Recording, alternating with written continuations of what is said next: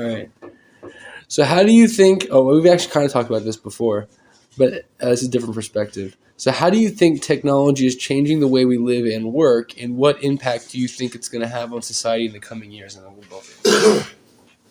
Repeat that again. So, how do you think technology is changing the way we live and work, and what impact do you think it will have on society in the coming years? So here, go ahead. No, you do. Yeah. If you want to do your spiel first. Yeah.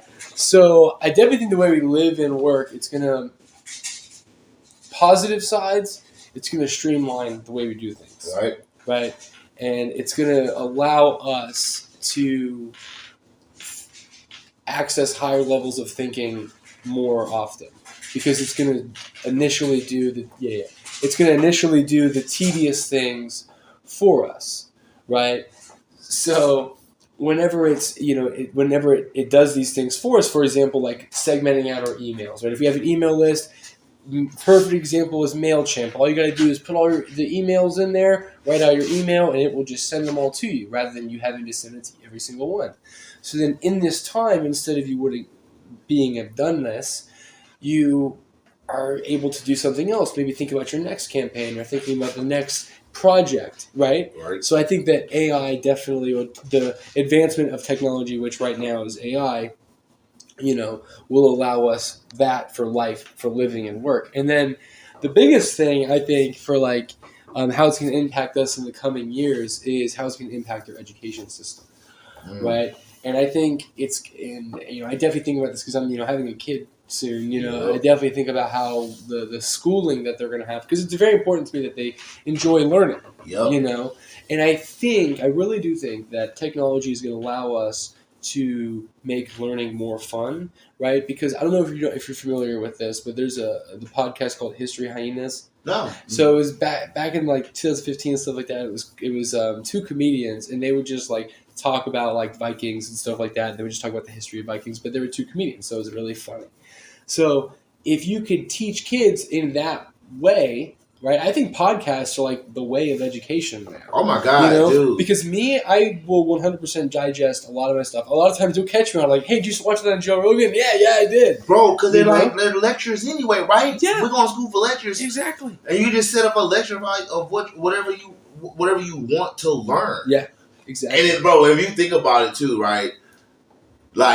In your out of the box years as far as school, right? Yeah. Don't you learn more after? Way more. Because it's all the things that you want to learn? Yes. So, for sure. So if you got a whole society, right, thinking differently based off what they're most interested in, then we're just going to naturally learn from one another, because we're at least have the proper etiquette and to have civil conversations and debates, because we think differently and think logically. Yeah. Because podcasts teach us how to talk. Yes. They teach us how to listen. They teach us whatever we want. And outside of other means of different types of education that.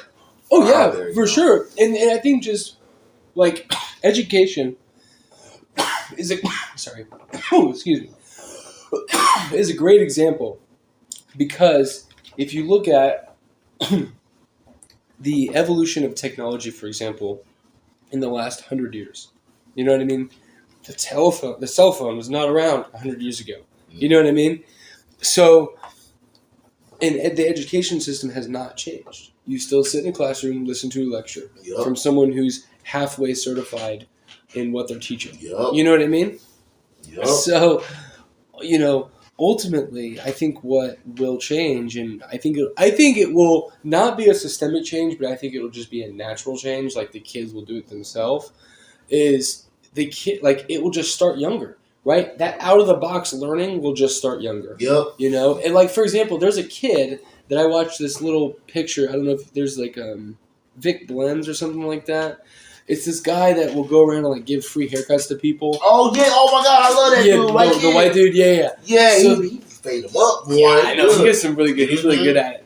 So anyways, he was he gave this kid who said that he wanted to become a barber he gave this kid a free haircut. He was like talking about it. He's like, well, man, why don't you let your why don't your friends let you give them a haircut? And they're like, all his friends are like, nah, man, I don't want to let them give me a haircut because they don't want to get get the bald spot, So he ends up having one of his friends sit down and teaches this kid how to give this kid a haircut, and it looks pretty good at the end.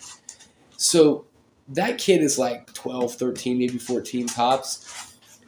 That kid's probably going to be a barber for the rest of his life. Mm-hmm. So now, in my opinion, he could drop out of elementary school and go learn how to be a barber, and he will be the best damn barber you've ever learned. Right. Ever seen. You know what I mean? And in 10 years, he's going to have mastered it, and he's 23. And he would have had hyper knowledge. Yes. Given because of how many people you would have been talking to, the conversations that happened in the barbershop, because everything is an opinion. And we all learn something. Yeah. And at the young age, bro, you see, and that little aspect alone, I'm still learning. Everything is integrated in learning. We're never not without. For sure. As above, so below. As within, so without. I like that.